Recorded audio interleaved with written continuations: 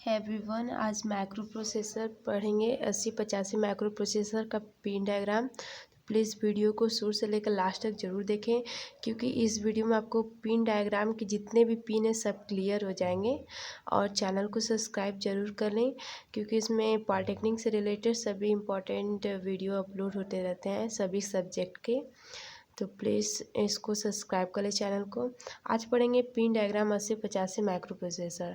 सबसे पहले कि ये पहला फिगर ध्यान से देखें। ये जो हमारे X1 और X2 नंबर पिन होती है, यह माइक्रो प्रोसेसर 8085 माइक्रो प्रोसेसर की फर्स्ट और सेकेंड नंबर की पिन होती है। इस पिन का जो X1 X2 आपको सबसे ऊपर में 1 और 2 दिख रहा है, उसकी जगह जो X1 X2 है वो इस पिन का काम होता है कि यह क्रिस्टल नेटवर्क को कनेक्ट करने का काम करता है।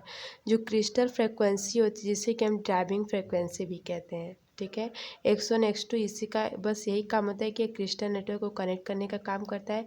यह 8085 माइक्रो प्रोसेसर की 1 और 2 नंबर की पिन होती है। इसमें जो 40 दिख रहा है जहाँ पे, वो जो 40वें नंबर की पिन होती है VCC, जिससे हम माइक्रो प्रोसेसर को सप्लाई देने का काम करते हैं।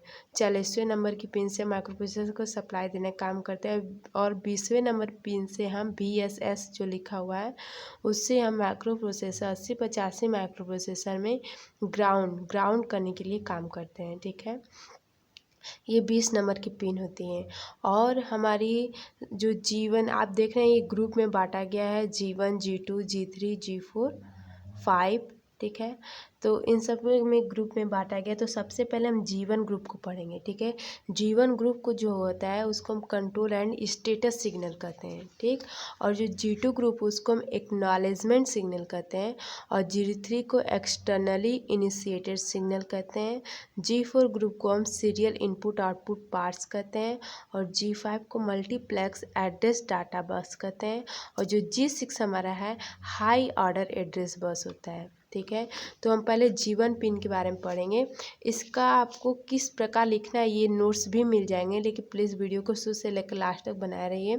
जो G1 पिन होती हैं, इस पिन के अंतर्गत 6 पिन आती हैं, जैसे कि आप देख रहे हैं ALE S0 S1 S0 पर M बार, RD पर M बार और WR पर M बार। थोड़ा सा पेंसिल से लिखा हुआ है, साफ दिख नहीं रहा है। नीचे 32 नंबर पिन RD पे बार है और 31 नंबर पिन पे WR है, उस पर बार है, ठीक है। तो इसमें 6 पिन आते हैं, जिसमें से यह control and status signal G1 group को हम कहते हैं कंट्रोल एंड स्टेटस सिग्नल, जिसमें जो RD के ऊपर बार है और WR के ऊपर बार है, इन दोनों का ये जो हमारे ये 2 कंट्रोल सिग्नल होते हैं, ठीक है। और इसमें जो 3 और सिग्नल जो इनपुट आउटपुट M बार और S0 S1 ये हमारे स्टेटस सिग्नल के अंतर्गत आते हैं, ठीक है। RD और WR ये सब हमारे 2 कंट्रोल हैं और इसमें 3 स्टेटस सिग्नल होते हैं। स्टेटस सिग्नल का काम यही होता है कि जो आपके डेटा एड्रेस होता है उसको उसके डेटा को इनेबल करने का काम करता है, ठीक है। बस और कुछ नहीं है। स्टेटस सिग्नल का भी वही काम होता है, इम्पॉर्टेंट नहीं है उतना। G1 सिग्नल का अंतर्गत यही पिन आते हैं, ठीक है। उसके बाद हम देखते हैं G2 ग्रुप में एक्नॉलेजमेंट सिग्नल जिसे कहते हैं। इस ग्रुप के अंतर्गत 2 पिन आती है हमारे, INTA होता है, एक HLDA होता है, ठीक है। जैसे कि आपने दिख रहा है INTA HLDA, ठीक है। INTA जो होता है ये इंटरप्ट सिग्नल मिलता है, INTA के द्वारा ये माइक्रो प्रोसेसर को इंटरप्ट सिग्नल मिलता है इसी के द्वारा।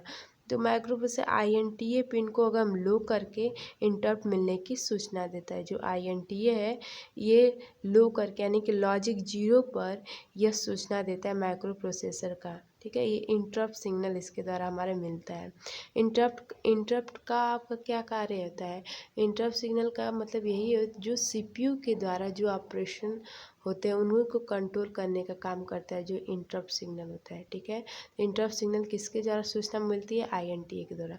जो दूसरी पिन हमारी HLD है, यह माइक्रो प्रोसेसर को होल्ड के लिए सिग्नल मिलता है इसी के द्वारा, ठीक है। जब HLDA पिन को हाई करके होल्ड सिग्नल प्राप्त होने की सूचना देता है। आप ग्रुप 3 देखेंगे, जो ग्रुप 3 होता है एक्सटर्नली इनिशिएटेड सिग्नल, जो ग्रुप 3 को दिखाया गया है, ठीक है। इस ग्रुप के अंतर्गत 8 पिन आती हैं, जैसे कि आपको दिख रहा है trap, RST 7.5, RST 6.5, RST 5.5, INTR, ready, hold, reset in, ठीक है। ये सब हमारे ग्रुप 3 के अंतर्गत आते हैं। जो हमारे ट्रैप, अब इसके एक एक करके पढ़ते हैं। जो हमारे ट्रैप होते हैं, ये जो इनपुट पिन होता है, यह इनपुट की, ये इंटरप्ट की प्रियोरिटी, इसमें ये सब हमारे इंटरप्ट पिन के अंदर आते हैं। ट्रैप हुआ, INTR हुआ, INTA होता है, ठीक है। ये सब हमारे इंटरप्ट पिन के अंदर आता है। लेकिन इंटरप्ट पिन में सबसे अधिक प्रियोरिटी जो होती है वो ट्रैप की होती है। इसे हम नॉन मास्केबल इनपुट भी कहते हैं। नॉन मास्केबल का यही मतलब होता है कि वो जो लॉजिक 0 पे एक्टिव होता है और लॉजिक 1 पे अनएक्टिव होता है। नॉन मास्केबल पिन का अर्थात यही होता है, ठीक है। लेकिन जो ट्रैप होता है, इसकी जो प्रियोरिटी होती है सबसे अधिक होती है इंटरप्ट की, ठीक। दूसरा हम देखते हैं INTR जो होती है पिन, यह पिन इनपुट पिन होती है तथा इस पिन पे इंटरप्ट की रिक्वेस्ट दी जाती है। मतलब जो इंटरप्ट मतलब करना है उसकी हमें रिक्वेस्ट सिग्नल INTR के द्वारा भेजी जाती है। INTR, आपने ट्रैप के बारे में इसके पढ़ा है, फिर इंटरप्ट पढ़ा है। जो रेडी सिग्नल होता है, यह पिन जो होता है, यह माइक्रो प्रोसेसर या इनपुट आउटपुट डिवाइस के द्वारा अगर हम डाटा स्थानांतरण के लिए तैयार होता है तो माइक्रो प्रोसेसर द्वारा रेडी सिग्नल जनरेट किया जाता है, ठीक है। रेडी सिग्नल का बस यही काम होता है। उसके बाद हमारा नेक्स्ट है होल्ड। होल्ड का क्या होता है, यह भी एक इनपुट पिन होता है। इस पिन के द्वारा हम माइक्रो प्रोसेसर जुड़े पेरिफेरल डिवाइस जैसे कि हमारा DMA कंट्रोलर, इनके द्वारा एड्रेस व डाटा बस के प्रयोग के लिए रिक्वेस्ट भेजी जाती है। होल्ड पिन का यही काम है कि एड्रेस और डाटा बस के प्रयोग के लिए, ठीक है, हमारी रिक्वेस्ट भेजी जाती है होल्ड पिन के द्वारा, ठीक। इसके बाद नोट्स भी आपको मिलेंगे। इसके बाद रीसेट इन है। रीसेट इन यह भी इनपुट पिन होती है, ठीक है। यह माइक्रो प्रोसेसर को रीसेट करने के काम आती है बस। अब इसके बाद हम ग्रुप 4 देखते हैं। ग्रुप 4 को हम सीरियल इनपुट आउटपुट पोर्ट के नाम से जाते हैं। इस पिन के अंतर्गत 2 पिन एक आती हैं, एक सीरियल इनपुट डाटा SID और SOD serial output data. Serial input data और सीरियल आउटपुट डाटा बहुत ईजी है। जो सीरियल इनपुट डाटा है, ठीक है, यह पिन जो होती है ये पेरिफेरल डिवाइस में माइक्रो प्रोसेसर में सीरियली डाटा इनपुट करने के लिए यूज होती हैं, ठीक है। और इसी तरह में SOD है जो कि पिन पेरिफेरल डिवाइस या माइक्रो प्रोसेसर में सीरियली डाटा आउटपुट करने के लिए, मतलब कि डाटा सीरियली आउटपुट मतलब मिलता है जो हमें, इसलिए हम SOD का यूज करते हैं। और SID बहुत चीज़ें इसमें सीरियली डाटा इनपुट करने के लिए, इसमें सीरियली डाटा आउटपुट देने के लिए यूज करते हैं SOD का। इसके बाद हमारा ग्रुप 5 आता है जो मल्टीप्लेक्स एड्रेस डाटा बस। इसका मतलब ही होता है मल्टीप्लेक्स, यानी कि एड्रेस के आउटपुट तथा और डाटा एड्रेस डाटा बस, यानी कि डाटा बेस के भी आउटपुट को माइक्रो प्रोसेसर मल्टीप्लेक्स द्वारा आउटपुट जो प्रदान होता है वही हमारे एड्रेस डाटा बस होते हैं। और इन्हीं दोनों को अलग अलग जो कार्य होता है, अलग अलग करने का जो काम होता है वो लैचिंग करता है। लैचिंग मतलब एड्रेस डाटा बस, यानी कि एड्रेस के आउटपुट तथा डेटा बस के आउटपुट को मल्टीप्लेक्स किया जाता है माइक्रो प्रोसेसर पे, उसके बाद डाटा हस्तांतरण होते हैं तो वो एड्रेस डाटा बस कहलाता है, ठीक है। इनको अलग अलग करने का काम लैचिंग कहलाता है। उसके बाद हमारा जो ग्रुप 6 होता है ये हाई ऑर्डर एड्रेस बस के अंतर्गत आता है, ठीक है। हाई ऑर्डर एड्रेस, इस ग्रुप के अंतर्गत हमारे 8 पिन होती हैं, ठीक है। किसकी पिन, हाई ऑर्डर G6 जो 21 से 28 नंबर पिन होती हैं, इस 8 पिन होती हैं, ये सब हमारा 16 है हाई एड्रेस लाइन को शो करते हैं। 8085 माइक्रो प्रोसेसर में यह 16 पिन एड्रेस बस की तरह प्रयोग होती हैं, जिसमें से हमारी 8 पिन जो होती हैं वो A8 से A15 तक होती हैं, हाई ऑर्डर एड्रेस लाइन कहलाती है। तथा यह जो एड्रेस बस हमारी होती है यूनि डायरेक्शनल, जबकि AD0 से AD7 ये डाटा बस के साथ मल्टीप्लेक्स होती हैं। इसमें हमारे 8 पिन होती हैं, ठीक। एक A8 से एक 15 और AD0 से AD7 से, और ठीक है। तथा मल्टीप्लेक्स जिनमें से A0 से A7 को लो ऑर्डर एड्रेस कहा जाता है। एक A0 से A7 ये लो ऑर्डर एड्रेस होता है, A8 से A15 तक ये हाई ऑर्डर एड्रेस होता है।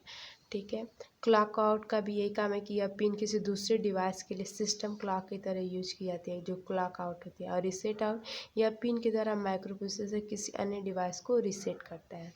ठीक है, अब इस जितने भी सब हमने आपको पिन बताया, इस पिन का हम सटीक डिफिनेशन आपको दिखा सकते हैं, वहाँ से आप नोट्स कर लीजिएगा।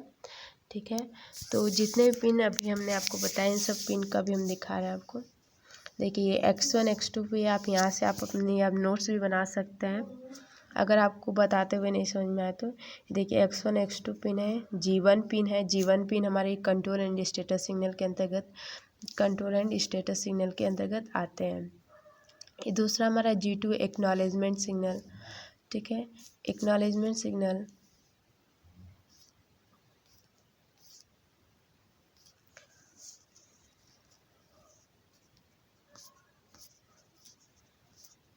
अभी आपको जूम करके दिखा दे रहे हैं।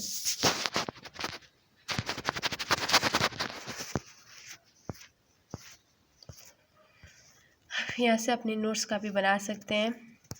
अभी हमने पूरा समझा दिया इसके आगे का।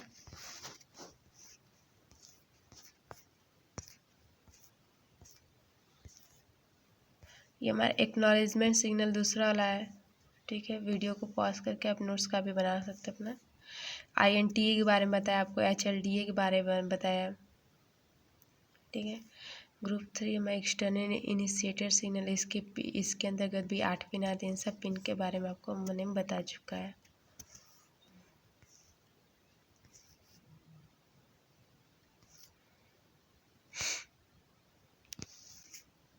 वैसे यहाँ से नोट्स का भी बना सकते हैं।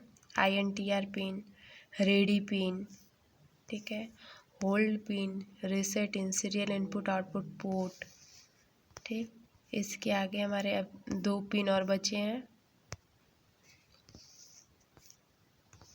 SID pin. ठीक है, SOD पिन, ग्रुप 5।